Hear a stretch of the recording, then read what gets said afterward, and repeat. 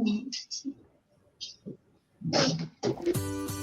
Evening at the Movies is a proud member of the I Did Not Make These Rankings podcast network. Other shows in the network include Mass Debaters, The Sip List, Crushgasm, Love is Black, Men Are the Prize, Crime Rewind, and Literature Rebrews. You can find out all about our shows and more at IDNMTRPodcastNetwork.com. Happy listening.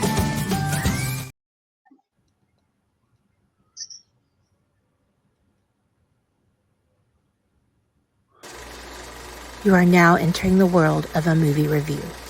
A world full of drama, joy, ridicule, movie spoilers, unpopular opinions, and adult humor for as far as the eye can see. Welcome to An Evening at the Movies.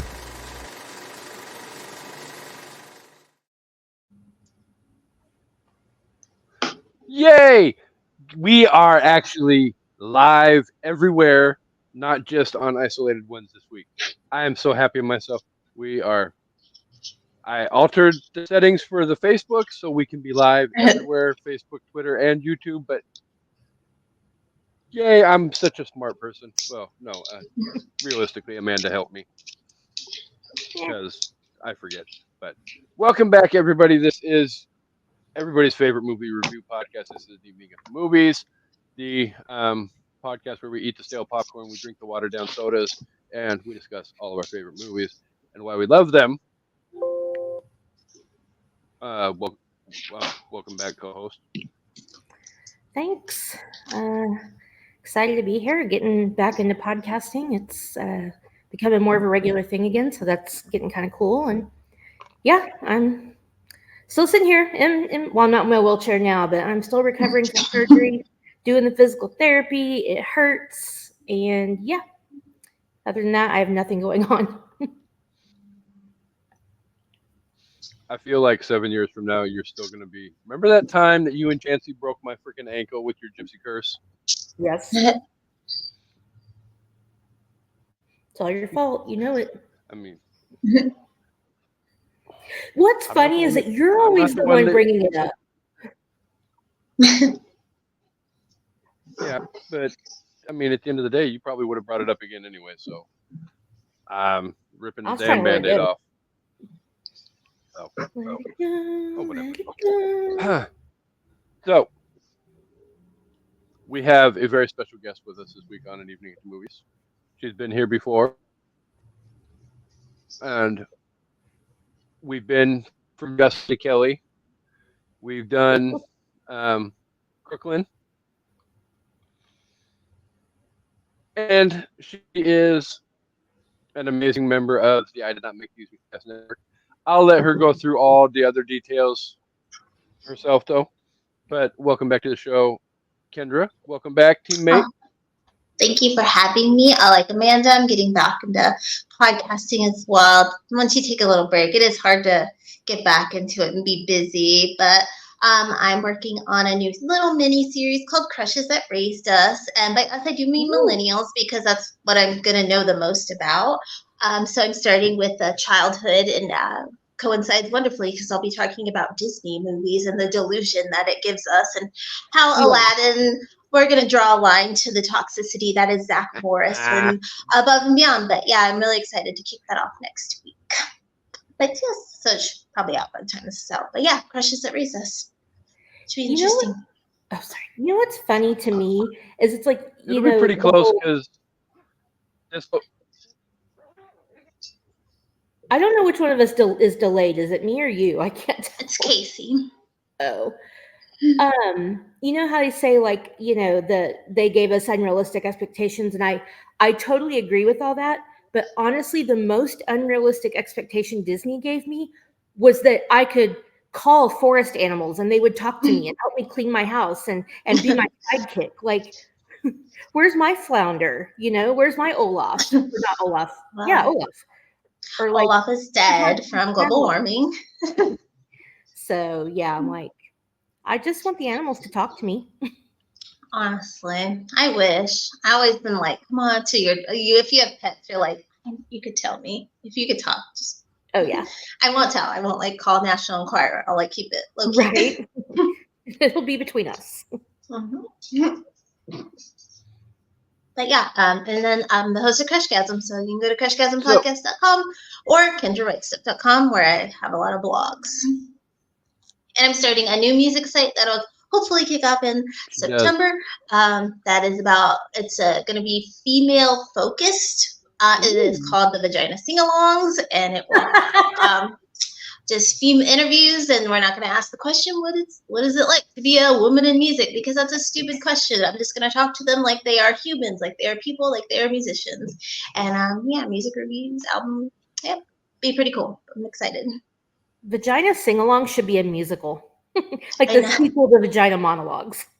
I was going to do a podcast, and I was like, a lot of work. Let me start with a site and see if it builds to that. So we'll see how it goes. But yeah. That's very cool. So that's it. That's it for me. Broadway kind of sort of missed the bus on being a sequel to Vagina Monologues. Mhm. I mean, I'm sure they can buy the rights.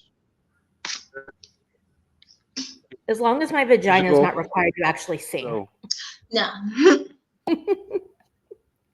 No anatomy required. Phew.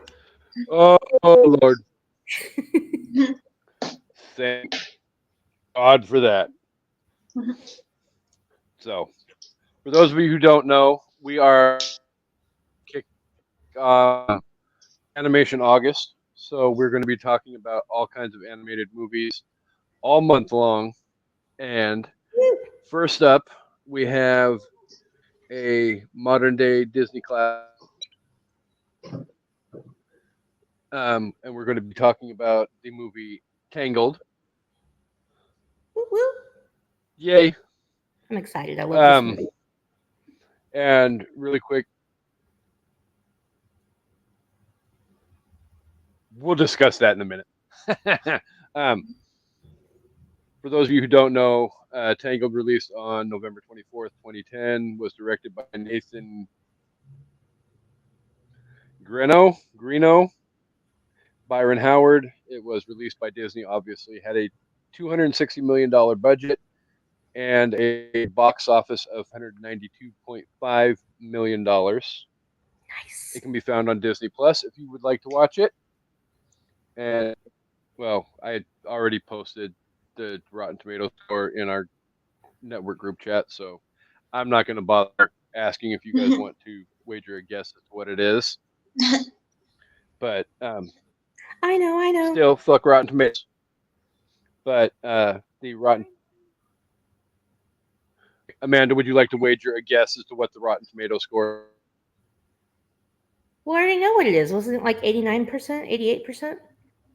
It's 88 or 89. It is 89%, and the audience score is 2 points lower at 87%. What? Okay, I didn't see the audience score is lower. This is again. I'm not going to go on my Rotten Tomatoes rant. You already know. This should have 100% audience. Like, for those of you who do not know, the I Did Not Make These Rankings Podcast Network has a Rotten Tomatoes motto, which is, ladies, fuck Rotten Tomatoes, but it's the people and the critics. But yeah, it's not like a tomato is sitting there on a throne. What if it was smugly? So I know cool. It's smug, like the attack of the Rotten Tomatoes, just sitting there typing. Like, I don't want to be a bottle of ketchup, so I'm going to sit here and be a movie critic. He talks like the critic, Sherman. Interesting topic. Co-host, would you like to let the audience know what this movie is about in 90 seconds or less? I would, and then I also have some fun facts if you guys are interested in that. But basically, if you don't know Tangled, it is a retelling of Rapunzel, who was a princess who's been locked away in a tower since she was kidnapped as a baby. She has magical long hair, and the woman who kidnapped her uses it to help keep herself young. When Rapunzel turns 18, she decides that she wants to go outside, and this random guy helps her. And I did not have a good plot summary for this. But basically, he helps her escape. They go on adventures, and shenanigans ensue. It's not that complicated. Speaking of saying, it's a retelling of Rapunzel, first fun fact, this was the first Disney movie that was not named for the story, like for a princess story. It was the first one not named for the story. So it wasn't Rapunzel. They called it Tangled, which I thought was kind of cool. It was the first one to have a PG rating because of the mom stabbing Flynn. I know. I was like, Jesus, she shanks that guy. They all have death, and I feel like there's been scarier deaths, like Frollo and Hunchback of Notre Dame. I think Mufasa sticks out, but and Gaston falling to his death. But this one, they just showed her straight up thug life. I know, it was so brutal. And it's very nonchalant because she's like, "Yeah, we gotta go." Yeah. She has no fucks to give. Disney princess movie to show a baby wearing a diaper. I don't know why that's important. I just thought it was interesting. What was the other one? Hold on, another one. First Disney princess movie to be computer animated. Mm-hmm. So yeah, I guess that would have been about that time when the computer animation was number one issue. I have a lot of issues. Take hold. Are you serious? I do. I don't think this is a bad movie. I have issues with this movie on its impact on Disney moving forward. And I have my notes. Okay, I think when we get to it. Rescued. Okay, yeah, it rescued the Disney princesses. Unfortunately, because Princess and the Frog got skipped over. So yeah, that's my biggest issue. Is Disney was like, let's go back to tradition. Let's go back to 2D, and we're gonna give you our first Black princess. She's a frog. 99% of the movie. Issue 1, and then the movie doesn't do as great as they thought. So they're like, all right, we're going to go with this newfangled animation, and we're going back to the blonde white girl savior of a princess. And we're going back to, they did go back. It's all, Disney has no original ideas, really. If you think about if you go through their list, they're all old almost all of them are old fairy tales that they just bring to life. So I'm like, creative. Also, the animation, I absolutely hate this style. It's become the Disney style of the big eyes and bobbleheads because she looks like Anna and Elsa. And if you swap her out, that's the chick. They're Coco. It's Encanto. It's just those big eyes. I feel like the old, this is the birth of the second Renaissance. I will give Tangled that. But you look at Pocahontas, Belle, Mulan, Ariel, they all look different. They all have their own style. I feel like you put any kind of background shot of new Disney movies out there, and you're like, I don't know, they all look the same. It's kind of like Disney. I think Pixar and DreamWorks and everybody else was doing it too. That it got lazy. It's all around animation's lazy. I think Illumination does it with the Minions movies and what they have. It's just so lazy. It's supposed to be this technological boom and innovation, but it just made it kind of heartless for me. Okay, but the lantern scene, could they have done that with drawing? I think it would have been beautiful. I think it would have been beautiful if they could capture the heart of Ray, the lightning bug. In Princess and the Frog, I think they could have done it. There's some beauty. The scene in Beauty and the Beast, the ballroom scene is the best Disney scene I've ever seen. Yeah. And they hand drew it, and just can't wait to be king. Things like that. You could do it. Just you want to get them out faster. You want to get the money. So computer's gonna do it. But I do give it its credit. Unfortunately, Princess and the Frog did not get the acclaim that it should have gotten, and it wasn't, in my opinion, a great telling of a story.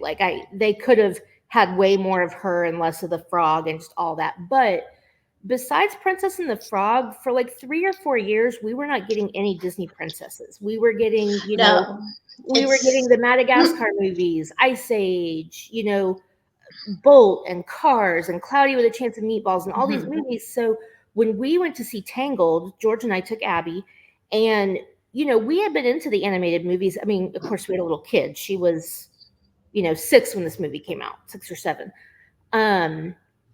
And we weren't expecting it to be like the old school Disney musical. We thought it was going to be completely different.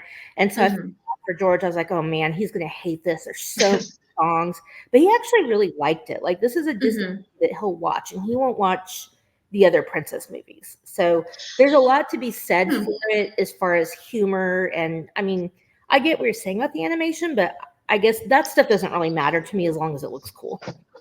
It looked cool for Tangled, but then it's like I watch Frozen and I'm like, well, that's the same girl, except now she's got lighter hair, or she's just got maybe some freckles. Like, you're just doing a bug eye with a bobblehead. But yeah, they did go back to, they learned, because you have the Disney Renaissance, then 2000 comes, you have, they call the set, like, after Walt Disney died, after he did, last thing he did was Jungle Book. And then they call it the Bronze Age, which is so rude because Robin Hood, Rescuers, so good, Oliver and Company.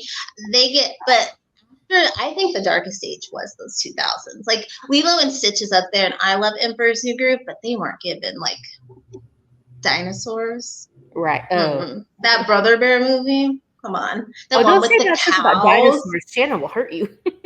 That looked one of the worst toys I've ever seen. They were just realistic dinosaurs. Come on, make them.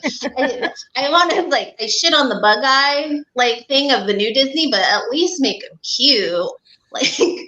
Yeah, everything was with animals for a while, and then it was like, okay, now we're gonna go back to a traditional Disney princess kind of movie. Yeah, and you mentioned the songs. That's what they did with Little Mermaid. They realized we have to go Broadway. We have to go big with the music, and that's what it's been since then. With Pixar kind of giving us the balance of I think more well-written movies. I'll get Inside Out and WALL-E to me are better scripts, but of course, if I'm a kid, I'm probably not going to understand those as much as I love and admire a princess movie like Tangled. So I get it. I was watching it if I was a little kid when this came out, it would have been the shit for sure. Yeah. Abby loved it. I interned at a record label, and his daughter was all about Rapunzel. All about. Well, I feel like we got a new, he wasn't a prince, obviously, but, quote unquote Disney prince. Flynn Rider could get it, but also he was flawed. He wasn't this perfect prince, whatever. He's flawed. He's funny. He learns to become a good person and fall in love. He was 21st century Aladdin, the fuckboy. Yeah. Trope all the way. And he's fine, but honey, he is no Prince Eric. As far as attractiveness in Disney, I'm I get it, I see it, but I don't. Personality. Love it. That's what I like. He's got a personality. He is one of the, other than Aladdin, because he was the star of his movie, but men in Disney don't get a lot of personality. That's why I like the live action Little Mermaid, because it was Prince Eric was finally more than a piece of hot ass. They gave him actual kind of an arc. I also don't like Rapunzel in the way that she came out in that manic pixie girl dream trend, where that started with 500 Days of Summer the year prior, and then you had Rapunzel and her manic episode of oh my god, I should stay, oh I gotta go home, oh I love it, that, and then you have New Girl, so she's kind of Zooey Deschanel coded. It's a cute scene, but it's very Zooey Deschanel manic pixie girl coded, and I think it went with the time. She's I'm a horrible person. Best day ever. I should go home. I'm never going home. Sorry, Kasey. We just went off a long rant. Oh, no. I was fully prepared for you guys to take over and run with this, because at the end of the day, I have only seen Tangled one time. Can't believe it. Well, I can believe it. You don't have kids and you have nephews. I get it. Like I said or will say in my review, I'm not necessarily a quote-unquote Disney princess kind of guy. Right. So a new Disney princess movie coming out is who I must run to the movie theater and go see it. I would much rather go see this one Wolverine again. Yeah. I feel like it also got overshadowed by Frozen, even though I know Frozen was like 2 years later. It's just like, unfortunately too, because story-wise, Tangled makes way more sense than Frozen. Frozen's the stupidest movie I've ever seen from Disney. If I never have to hear Let It Go again, oh my God. If for anybody watching or listening or whatever, that you had a child when Frozen came out, we need to start like a therapy group. Like, we need help, because I will sometimes still wake up just let it go, let it go. Like, stop it. Do you want to build a snowman? Oh my God, will you just fuck off? I will give Frozen that, though. They had the more, like, none of the songs from this movie, Tangled, stick out like the Disney songs. Like, when I hear Let It Go, I'm like, I get that, like, a Disney song. It's like The Little Mermaid, Part of Your World, or Whole New World, where it's like this big grand thing. This one, score getting Mandy Moore for vocals. A+ for that, but she's not Adele Dazeem or whatever. Adele Dazeem. She doesn't have that range. And I think it's also, they just didn't write them as, like, I don't remember any of the songs. I think the one with the lanterns is like the one, but I don't know it. I feel like I See the Light should have been a bigger song. Like, that song is gorgeous. It encompasses the whole movie. And I even messaged Kasey earlier, like, there are some movies that, just always, like, you cry at certain parts. That part in the boat, the lantern scene with that song, I cry every single time because it's just so beautiful. And I think Mandy Moore has a gorgeous voice, but great voice. This movie, I just like this movie didn't get the attention it deserved. And, all the little girls were playing with Rapunzel dolls. We had so much Rapunzel shit. But it just, I don't know, like, Frozen came out and it was like everybody forgot about everything. Well, I think this walk so Frozen could pummel the world with its snowballs or whatever. So Frozen could haunt our nightmares as parents. Yeah. Like, it set the stage, and then Elsa burst in and she set that girl's hair on fire. Hit me up if you want to be part of my Frozen recovery support group. I think Harvey will. I think he also was traumatized by his children with that. Oh, good times. Okay, I think Kasey had discussion questions for us. I still have to deal with.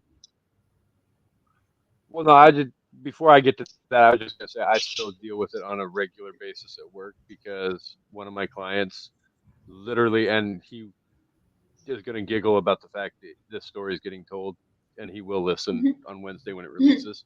But he loves to go around the house just let it go, let it go. Oh my God. Let the damn song go. I mean, it's a great song. I feel like if Frozen hadn't been so shoved down our throats, that I would like it more. The movie's just fine, but the music is really good. Like, you do have to give it a due for that. It was like we hadn't had something that big from Disney in a while, so maybe it was just overwhelming. I feel like if Frozen had come out in 98, we would have been like, fuck yeah, that's the song. Because we were like, we expected it. But Disney, again, had been in a lull. Yeah. Brother Bear was not giving us it. If you guys haven't seen it, you guys or whoever's listening, there is a video. You can go look it up on YouTube. But I think it's called, like, If Frozen Was a Horror Movie. And somebody made a trailer where it made Frozen look like a horror movie, and it is hilarious. It's really, really funny. They did it with Home Alone. I am intrigued now. Oh, I've seen the Home Alone and the Mrs. Doubtfire ones. Oh, I've seen the Mrs. Doubtfire one too, yeah. He's looking out the window. The Frozen one is pretty funny. I have to look that one up. I do have a Frozen Christmas ornament. I will say. Oh, sorry. I'm done after this, Kasey. After Frozen came out and we, Abby's all excited, whatever, I have found an ornament on Etsy, and it's like a glass ornament, and it has like the fake snow in the bottom. And the writing on it says, "Some people are worth melting for." And I was like, again, that quote is just, so beautiful. Like, I hate that movie, but also it's one of my favorite ornaments. I like what I love. Seating and that was endorsed by Nicole Hoffer 100%. Direct all hate mail at her, not me. You didn't have a child when Frozen came out. You cannot understand. Just, I promise you, I had a anybody who had goddaughter. kid when this movie came out will understand. Let's get Harvey on the phone. It was just overkill. I mean, basically, yeah. Harvey will be here in a couple weeks when we kick off Stephen King birthday bonanza. But that portion of the show is coming soon isn't until later. So, question number 1. Which characters do you guys find to be the most relatable in the movie? The lizard. The lizard's like he's ready to like hit people, like he's like over it. I'm like, yeah, is it Pascal? Pascal, yeah. Pascal. He's the best character. I mean, if anything, you know the sidekick's gonna get you in a Disney movie if he does. I also like Maximus the horse. I love Maximus. I like the switch up, from the enemy to the frenemy to the friend. So yeah. I feel like all this time we've just been misunderstanding each other. Like those ones. I also like Mother Gothel. I think she's a good villain. Villain. I love a good villain. Obviously I'm a Homelander girly from The Boys, so I love a good villain, Mother Gothel. And I like that this movie is really just because she's a vain biatch. Like that's why. She is awful. Mother Knows Best is a great villain song. I do love that song. But yeah, the Pascal. I like when he's like. Literally, I wrote 3 names. I wrote 3 names down in my notes, and it literally was Max, Pascal, and then the old, as they call it on IMDb, the short thug, the old little freaking mini smartass from the, I guess it'd be saloon, pub. The old guy who's like the little old man, who's or the piano guy. Yeah. I've got a dream. I have to like the old guys because it's a me and Harvey thing. Oh. I wouldn't say, like, as far as being relatable, not that I relate to this person, but I actually feel like Flynn Rider is a very relatable character. Oh. Kasey, your internet blows today.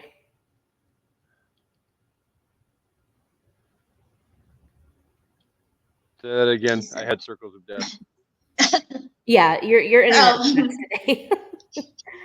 No, I was just going to say, for me, I think Flynn is, Pascal, love him. I love when he turns red when they're about to kiss. So cute. But I don't know. I like Flynn Rider as a character a lot. Like, again, we know he's not a prince, but technically that's his, he's going to be the prince in the movie, but he's flawed and he's funny and, he's like Aladdin. Like, he's just trying to get by. Like, he's trying to swindle whoever he has to. And then, he meets the right girl and falls in love. And I like when the princes aren't put up on such a high pedestal, or the guys in the movies, whatever. Like, Also, really like that they stress hardcore that she is turning 18 at the beginning of the film, so that he's not a creeper like every other princess movie where they're like, she's 14, she's 16, I was like noticing, I was like, they really keep mentioning she is of age. Yeah.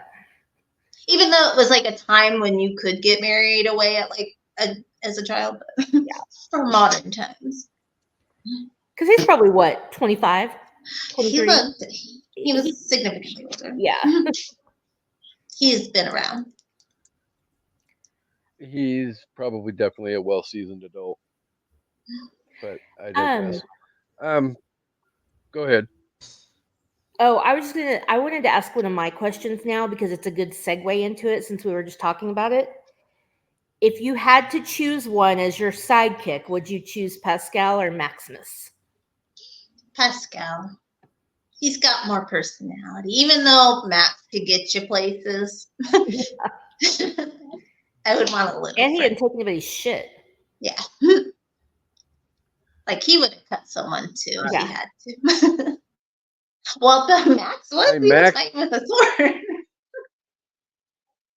Max is a stubborn ass, and as you know, co-host, I can be a stubborn ass at times. So I feel like he and I would fit better together as a team. Scissoring. No, not how that works. I seen the pieces on them. Well, the Flynn Rider doll had the smooth parts, just like Ken. So it's all. I think I would probably choose Pascal, like as far as a sidekick pet. But if like I was ready to cut a bitch, it'd be Max all the way. He was fighting. Yeah, because I mean, literally most of the freaking movie, he's all, I'm not dealing with your crap. It's all about me. Screw you. Yeah, he didn't take any shit from anybody. No, especially Flynn. Eugene. So. Oh, a horrible name. I feel like I'm gonna stick with Flynn. Yeah, I would too. Flynn Rider, that's catchy. That's the name.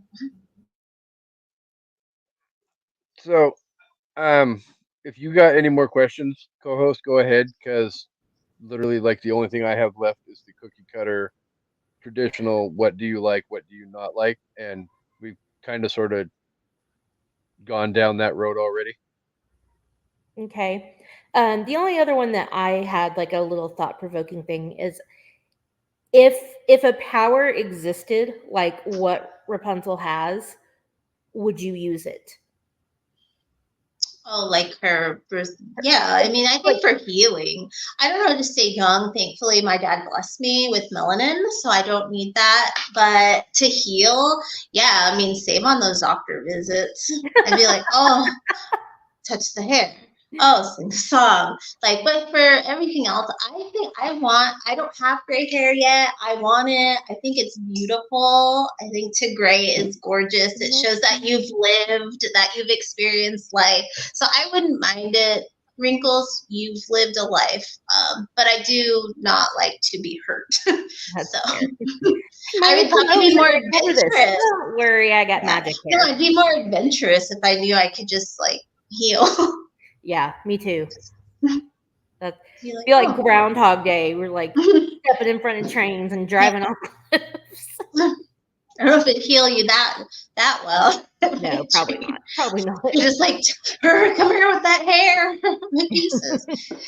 It's like Deadpool's kind of regenerative. But yeah, I would use it for sure. I would too, but not at the. I wouldn't use it to stay young either. I might use it if this was an option. I would use it as like a good dermatologist. Like I would use it to keep my skin beautiful and flawless, but still aging. That makes sense. Like zits, blemishes, yes. Blemishes and sagging, and just this thing that I have going, which I hate so much, like and to heal her ankle. Yeah, if I could have healing powers, it take care of like I guess it's not a plastic surgeon. I was like, there's some parts I would tuck and nip here and there, but the underarms, that my biggest thing. But I wouldn't do it at anyone's expense. So, obviously I wouldn't hold somebody captive to have healing powers. And a tower did she find the tower or did she create the tower to hold her in? I was like, was she lucky enough to have stumbled upon this? Just a random tower in the woods. It's pretty decked out. It's nice. That's a good point. I was like, because she does like hold up the entrance when she can't, at the end when Rapunzel doesn't let down her hair, she takes all the rocks out. Yeah. But I'm like, was it already there? Also, the beginning where she steals Rapunzel and like the parents don't wake up till like Rapunzel cries. I'm like, but you didn't hear her singing that song to like make your baby sing.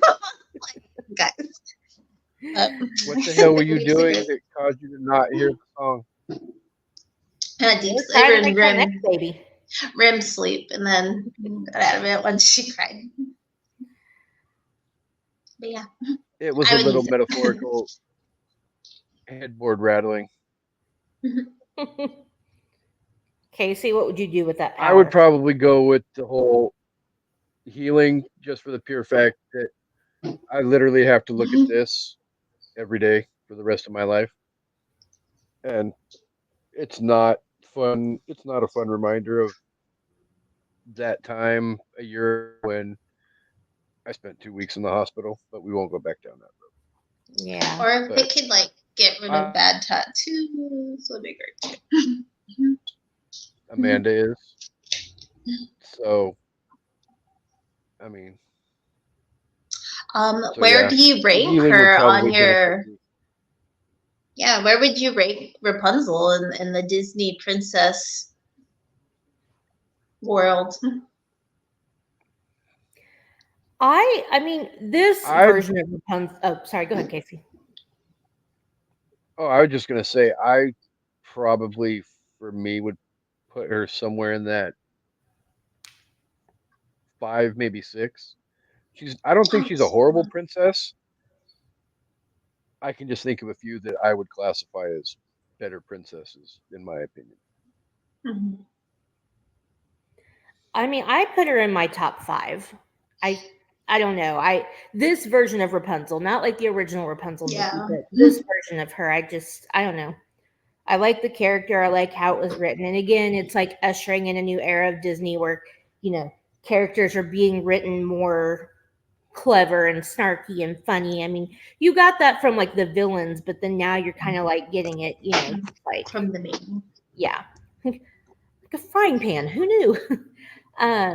So Tangled's one of my favorites, and it could just be because, like I said, it brought back the Disney princess thing, even though Princess and the Frog should have, but we know. And because I had a kid, so it was something we watched a lot and just something we bonded over. But I mean, I like her. She's up there with Ariel and Belle and maybe Snow White. I don't know. I would say about 5 or 6 too, because I actually don't like the OG princesses like Cinderella, Aurora, Snow White. I don't like those movies at all. They're very boring to me. And I did until Ariel came in. I was like, animal movies or bust. So I definitely put like the 90s ones in there, except for Pocahontas because she probably was a problematic movie. But great soundtrack though. Oh man, Colors of the Wind. Oh God, such a good song. Me and my friend, I tell the story. We got drunk one night off wine, and we were like, "We're gonna put all our money in, and we're gonna make Pocahontas the stage play, and we're gonna put all our money into getting Christian Bale to come and reprise his role as Thomas, but we weren't gonna pay anything else. And we're just like, we have to get a real raccoon because we don't have any more money and can't have a person. We have a real raccoon. We're gonna train. It was like we're like, we gotta get Christian Bale though. That was our money. That was our big thing we were gonna do." Or like the songs, and then we were like, instead we can't get the rights to Disney, maybe we'll just use those pure mood songs that kind of sound like that. Use the Kids Bop version. Kids Bop was it kicked off our state fair last week. Kids Bop Lives. Yeah, we went, and not to the Kids Bop, but I went for the baking competition, and all these kids, and there were Swifties. It's a Swifties Kids Bop version. So I don't know what their shirts meant, but the whole family had them. So I was like, do you only listen to Taylor Swift like Kids Bops edition? Or it was very confusing. And I didn't want to engage with them because they seem weird. Yeah. Well, I will say from especially folklore on, you got to listen to the Kids Bop versions unless you're okay with your kid hearing cuss words. Like, the swearing gets legit, starting with folklore and moving forward, which I'm here for it, but I understand, Your story reminded me of a story. So we're, speaking of getting drunk and Disney stuff, Me and my friends, we're I can't remember what we went for, but we were at the Dallas Museum of Art, and we, had drank a lot of wine. We had dinner, then we went to this exhibit or whatever, and we got in the elevator, and the elevator music was Part of Your World. So me and my two girlfriends just start singing it at the top of our lungs, along with the elevator music. And I'm sure we sounded awful. And the elevator opens, and this old man gets on, and he's like, what did I just interrupt? And then we kept singing it. I wish he knew it. Joined. Yeah, right. Come on, guys. Or you could start singing Under the Sea. We could start a new song. Was he an old Jamaican man? Yeah. No. I was like, it would have been fun. Sebastian, my favorite Disney vocalist. Yeah. Under the Sea is just, it's wild. It's just random. Oh, Kiss the Girl. It's better down where it's wetter. I know. They let that. I was like, who approved that? So, would Sebastian be your all-time favorite Disney character, Kendra? No, he's my favorite vocalist. Oh. Who would be your all-time favorite Disney character? Ooh. How do you pick? I know, it's because you have to break them down. Are you doing wrong? Because you have your favorite princess, but then you have your favorite sidekicks. You have your favorite. Then there's Pixar. So I'd have to have a top 3. Because Bambi, even as a child, I loved Bambi. I thought I was a child being the score is great. The score of this movie, I thought the animation was beautiful, and I have a lot of Bambi stuffed animals. But it was totally traumatic. I mean, they get over that in the beginning. I was like, oh, it's okay. Small Gus Shaw, he's a survivor. He's a survivor. And I just love woodland creatures are my favorite, but Ariel's probably my favorite princess. I love Robin Hood.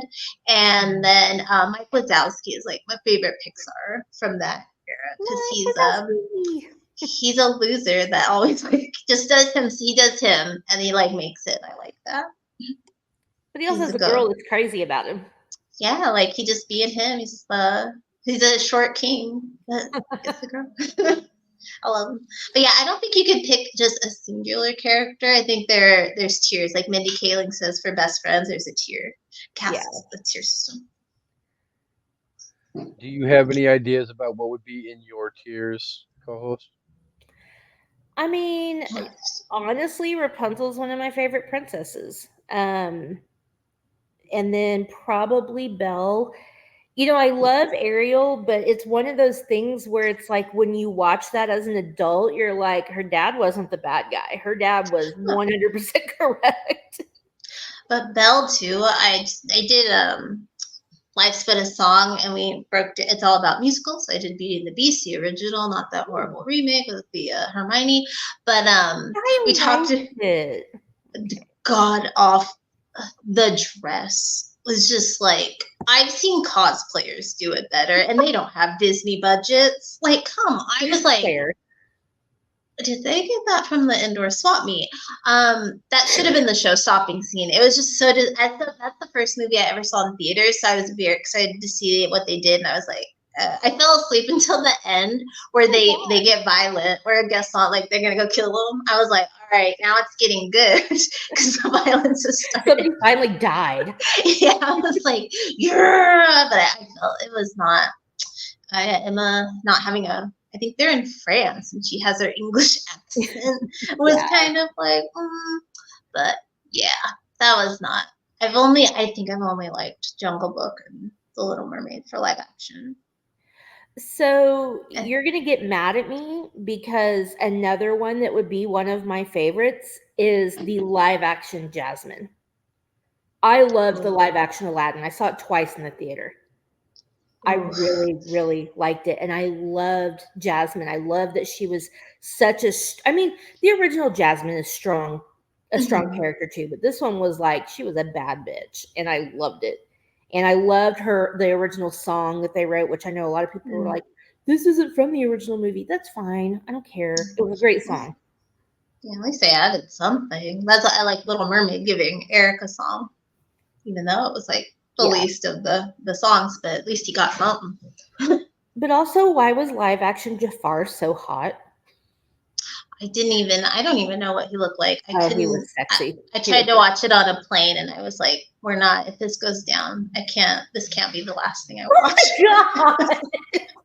I turned it off. I don't remember what flight it was. I either put on Little Giants or some Diane Keaton movie called Palms, where she's like goes into a retirement village and like starts a cheerleading squad.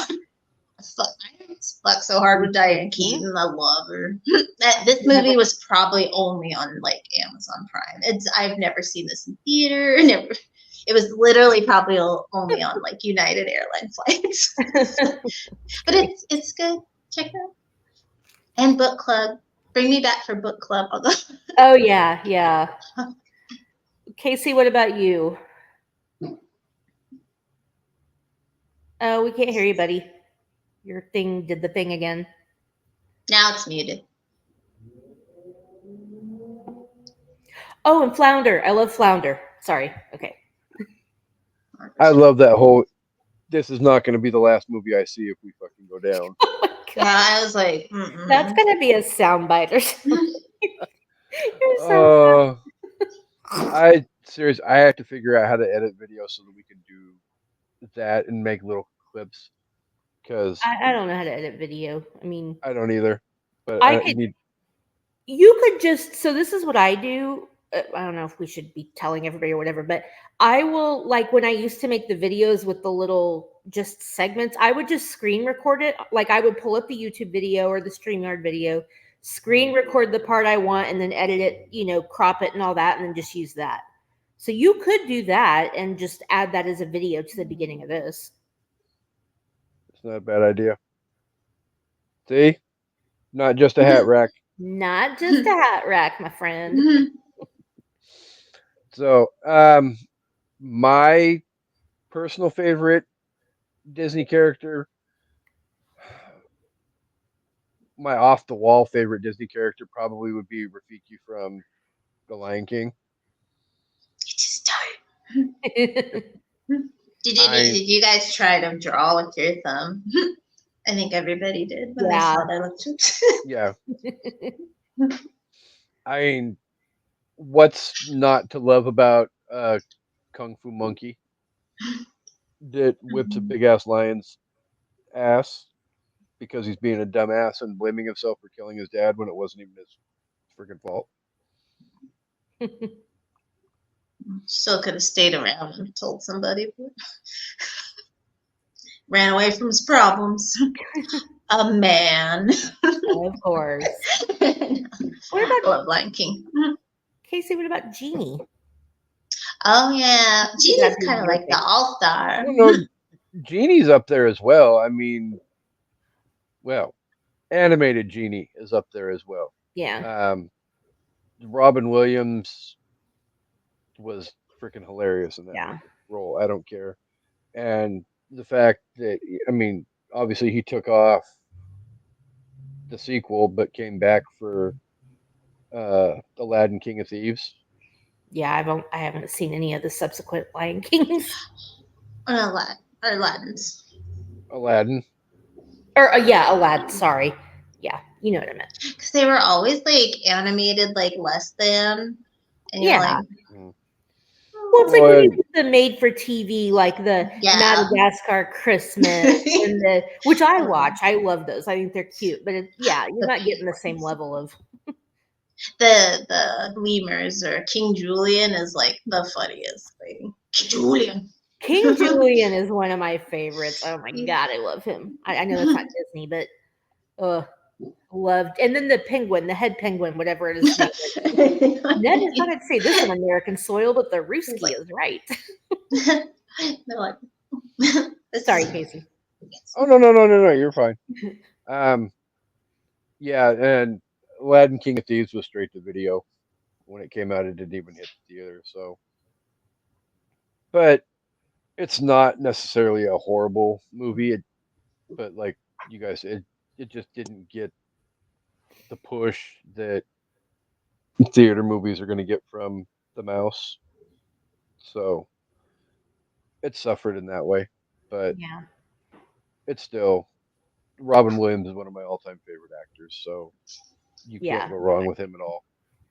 And he was such an unhinged comedian that role was so perfect for him because it just allowed him to be unhinged. Like, when he did interviews and stuff, it was kind of like Jim Carrey too. Like, you have to try to rein them in, and they have to try to rein themselves in. And Jeannie, it was just like he got to be full on as Robin Williams. No, and you could say the same thing about Jim Carrey in The Mask. Yeah.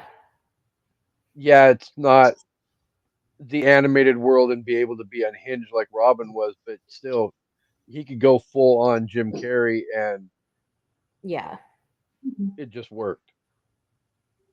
So, but yeah, Genie, Aladdin are probably, or Genie and Rafiki are probably my top 2 favorite Disney characters of all time.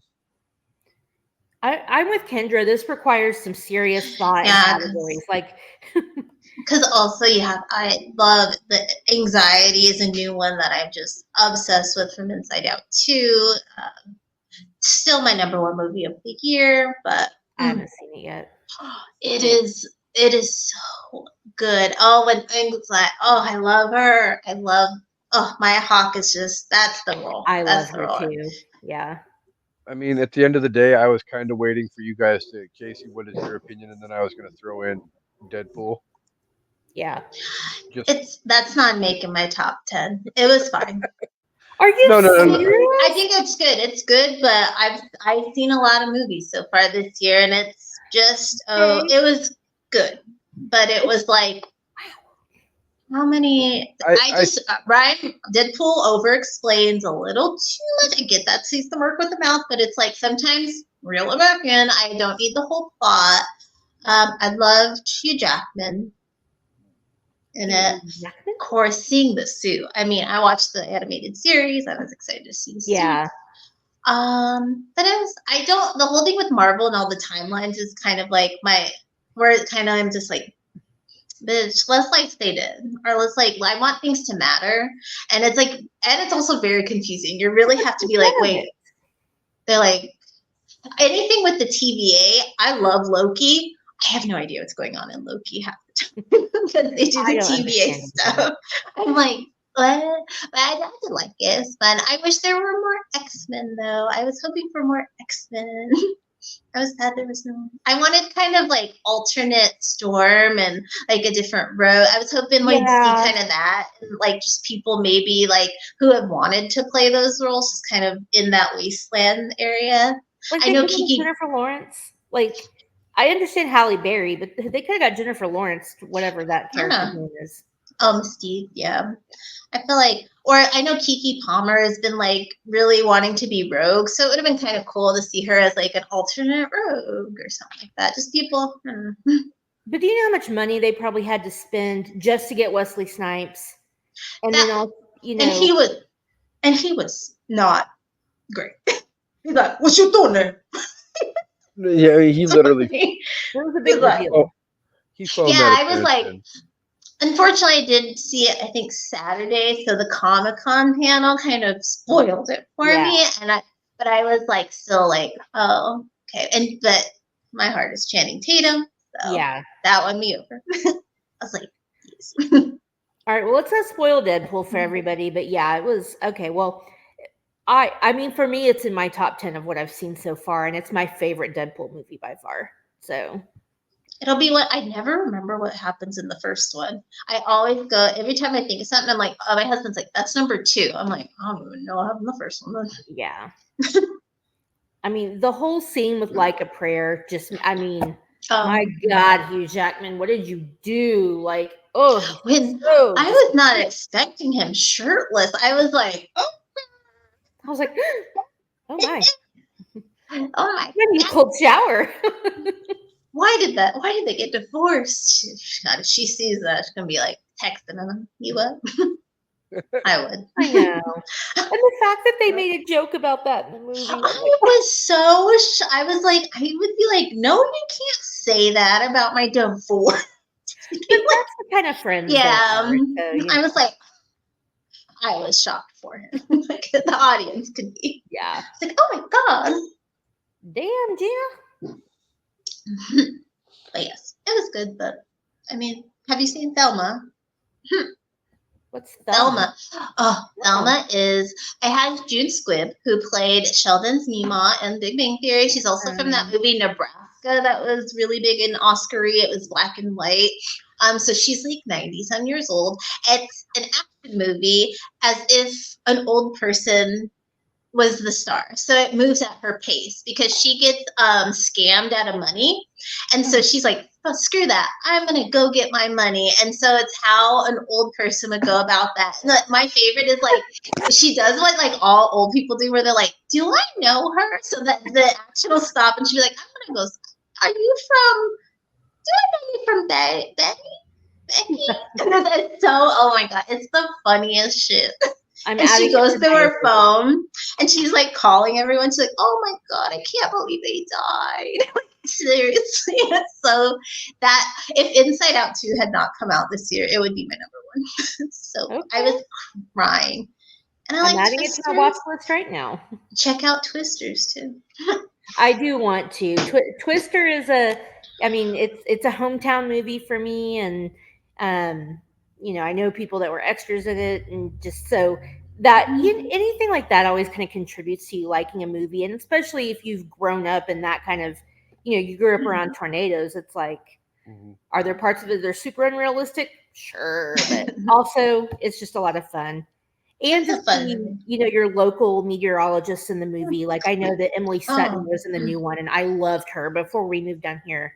She was like she is amazing because she's so like, she'll stand up for herself. Like she's a good meteorologist, but like outside of that, she's very like on Twitter and like different stuff. She's not like mean, but she's assertive. Like if you say something that's not right, she's going to be like, meh, meh, meh.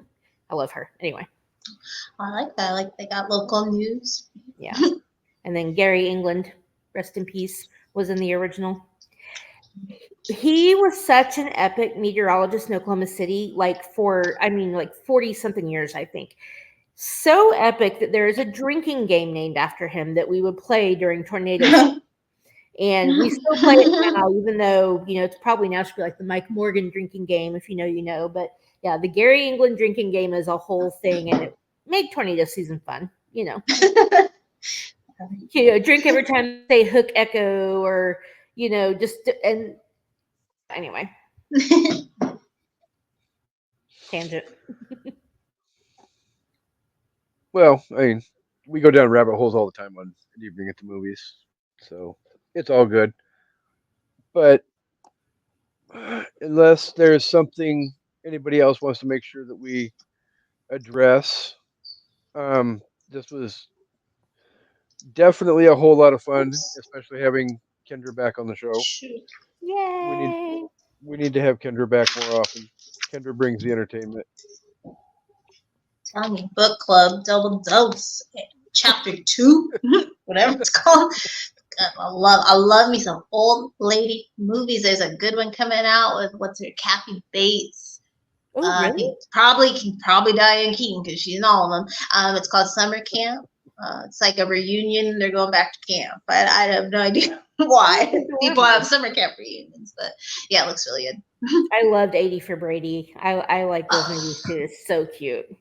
My husband was like diagnosed around the time of the game that they initially watched, or the one at the end. So I was like, the sobbing was insane. If people looked at both of us, we were die. I was like booger crying. It was so, I love that movie too. And I just love Jane Fonda. Oh yeah. Yeah. 9 to 5 is still one of my favorite movies ever. The epic woman power in that movie is just ridiculous. And then you get, Lily Tomlin and Jane Fonda together again, and it's just like, They are goals. Yes. Hashtag that will probably be coming soon on an evening at the movies if Amanda has her way. So if you do like an AARP month, I'm here. Yes. I love Las Vegas. That's a great idea. And the bucket list, I love the bucket list. I only saw the end of it. My mom was watching it, but I was like, seems up my alley. It's about older people. So we need to plan AARP month around Kendra's next break from work, and then make sure that our other AARP buddy can join us as well, because you can't do anything old without having Harvey on the show. Fair. So, but definitely there's an awful lot of freaking AARP movies out Oh, there. I know. Red is a really good one. I feed it to KendraWrightStuff.com. Yes, I did. I did a whole list on them. Nice. Oh, really? Red is one of my favorites, actually. I love that one. I didn't put that one on there. Oh. I could have replaced one of the grumpy old men with it, because I was like, God, they're all like, they either have Diane Keaton or like Walter Matthau. Yes. And then what is it? Is it the Best Exotic Marigold? Oh, I didn't put that one either. Oh, I love. I always See, fuck there's that more. one up, but yeah, I love that movie. Good idea, Kendra. So yeah, absolutely awesome idea. Obviously we can't wrap up the show without saying thank you to.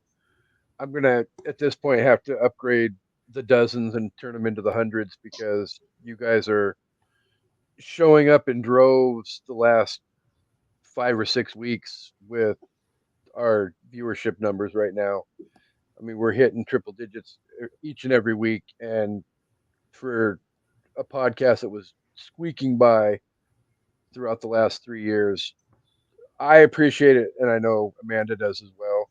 So thank you guys for all the support and being here and watching each and every week. You guys are incredibly amazing. Kendra, would you like to let the audience know where they can find you and or anything you've got coming up on your 17 podcasts? Yes, crushgasmpodcast.com. Check it out for Crushes That Raised Us, starting with Disney and Delusion, as well as going into the orange couch of it all on Nickelodeon and discussing Doug and Helga from Hey Arnold. And then at KendraWrightStuff.com, like I said, if you want a list of old people movies, I write for YardBarker.com, and that's where you can find a link to that. I'm working on a really fun list right now of the most memorable Modern Family guest stars, which, Jesus, I had to whittle it down because I didn't want to write like 50 blurbs. So I tried to get it down to 23. It's hard to so make many good ones. And some of them I was like, they were on that? And I'm like, oh. But as soon as you see the picture, you're like instantly like, oh, I remember the scene. Yeah. You're like, oh. And then Food Show Fanatics. We're doing the Great Food Truck Race right now. Oh, so you're watching it now? Okay, we have to talk about it. Yeah, we're watching Food Truck Race. Who do I want to win? I'm not loving any of them right now. That's just fine. I love how Tyler Florence talks like this. It was a little bit more intense last year. Yeah, last season. Well, this coming week, there is some. They said somebody's cheating, so I'm very excited about that. Ooh.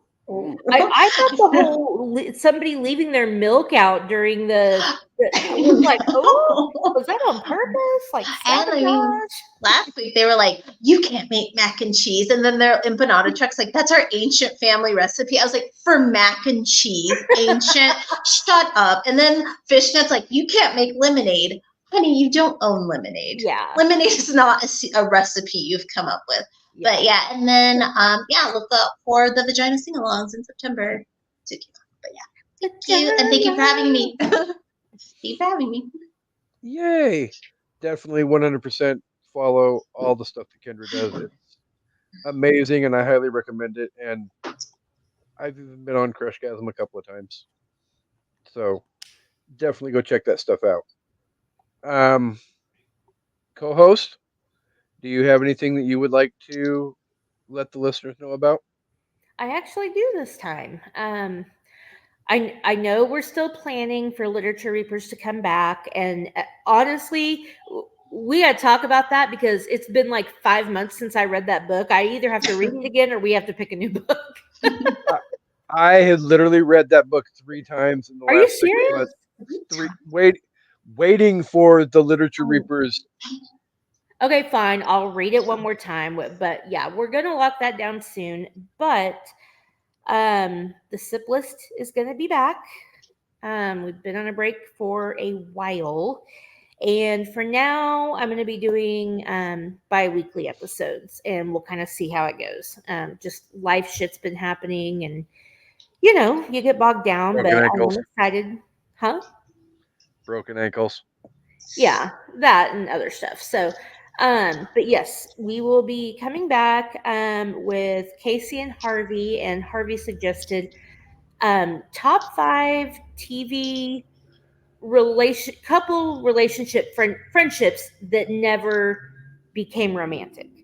So for me, what I will be doing is picking either, same sex friends that could be in a relationship or like anything that could be romantic but doesn't ever become that. That's how I'm going to do mine. So, got some good ideas for that. And then I am also looking at doing top 5 Olympic movies or Olympic or movies with Olympic sports. Cause I realize there's not like a giant well of movies that are just about being at the Olympics. There's a Feel lot, the rhythm.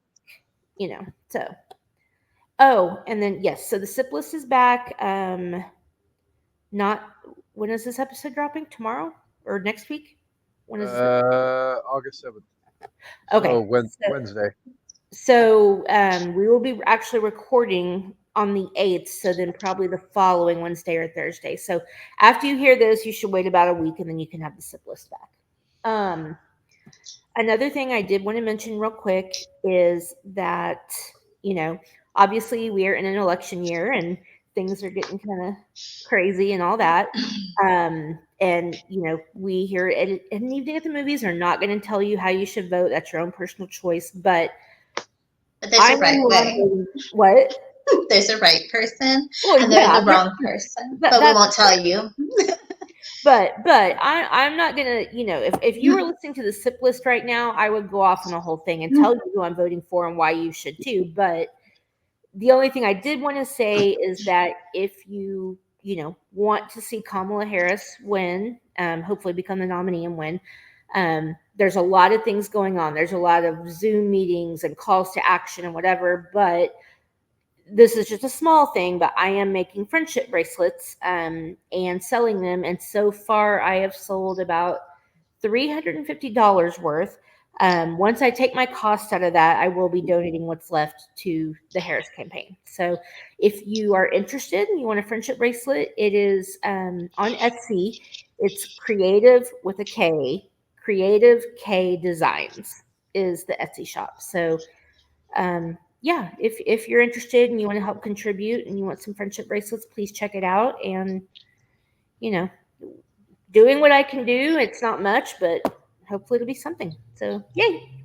And spoiler alert, I will have Amanda send me the information, and I will put all of the contact information stuff for that in the show notes and in the postings on the social medias as well, so that if you are interested, you can definitely be steered that direction. So it's been like a bracelet sweatshop over here the past 2 weeks. Not complaining, but I've been busy. Because at the end of the day, as well, I mean, you don't necessarily have to get Kamala Harris bracelets from her. You also can get a wealth of other amazing friendship bracelets as well. That I wasn't sweating, I would reach for mine. Making bracelets is my new therapy, and being a part of the Swiftie community has been really just fun. But I've started making them for everything. I've made them for sports. I made them for Halloween and gave them out to trick or treaters. I'm making them. It's just, for me, it's fun. It's good use of my creative outlet, whatever. And especially now when I can't walk, it's like, hey, something to do. When I have my hand surgery, that's going to hurt because I won't be able to no. Yeah. Gotta go fast. I need to get all of my friendship bracelet addiction out of the way then before you have your hand surgery. Yeah, I don't know when that's happening, so stay tuned.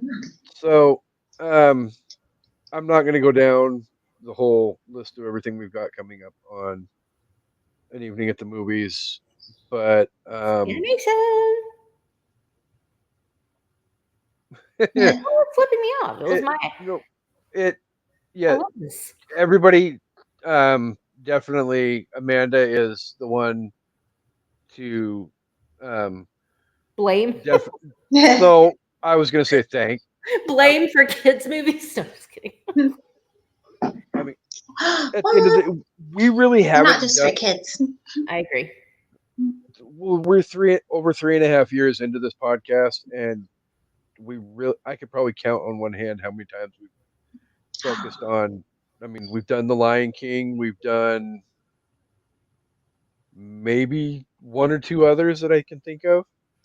Yeah, we really haven't done very many kids' movies. That's a good point. So I'm gonna do Inside Out too. I can see it. It will wreck you. Well, the first one wrecked me. So Oh, I'm ready.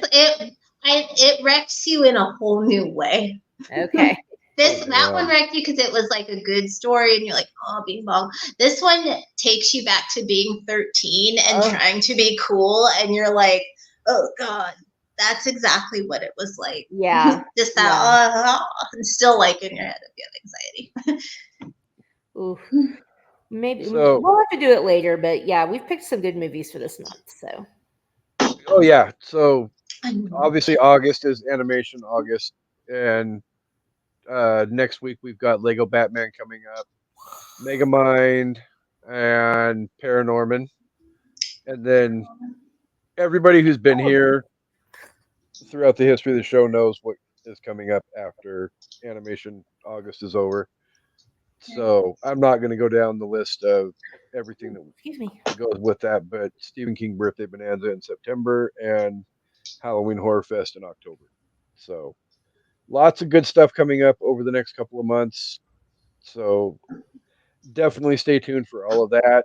And the guys at work will probably be chipping in their ideas for requests for movies that they want as well. So we need to find someone to join us for Lego Batman. I cannot wait to do Lego Batman. Well, I mean, next week. I know. I love that movie. Lego Batman's one of my top 5 Batmans. I remember that episode that we did on the SIP list. We did a SIP list of top 5 Batmans. It was a really good one. Go check it out if you're interested. So this was absolutely a lot of fun. I enjoy having Kendra back. I enjoy podcasting with my co-host. I look forward to a lot more shenanigans the rest of the month as well. So with all of that said, again, thank you, Kendra, for being here. You're welcome. Yay, Kendra. Thank you. Go back to work or back to school. Work. Cool. I believe the 19th. But pre-K won't have kids until after Labor Day, so we just go back to like set up the room. So every other kid will be there except ours. But pre-K is like you meet the parents and the families because it is like they're a little younger than kindergarten. It's their first time in school, so we'll get to do all that and set up. Nice. Get to know our new 20. And then I'm excited to see our kids that are going to come back for kindergarten. So I am excited to see a lot of them. I think about half of them are going to be returning, and I'm excited to see them because they already sometimes like after like Thanksgiving break they come back and they look a little older, and you're like, oh, in just a week, so a whole summer. I'm excited. And some of them are now big brothers. Their moms were pregnant, so we'll get to hear about that. But yeah. But thank you for having me. They go away for the whole summer and they come back with full-on goatees and that'd be really weird. Yeah. Pierced eyebrows and shit. Like, oh, so, you're fine. So the floor is yours, co-host. Take us home. All right, everybody. Thanks for tuning in, listening, watching, all the things. And we hope you all come back for an evening at the movies. Goodbye. Peace on hair grease.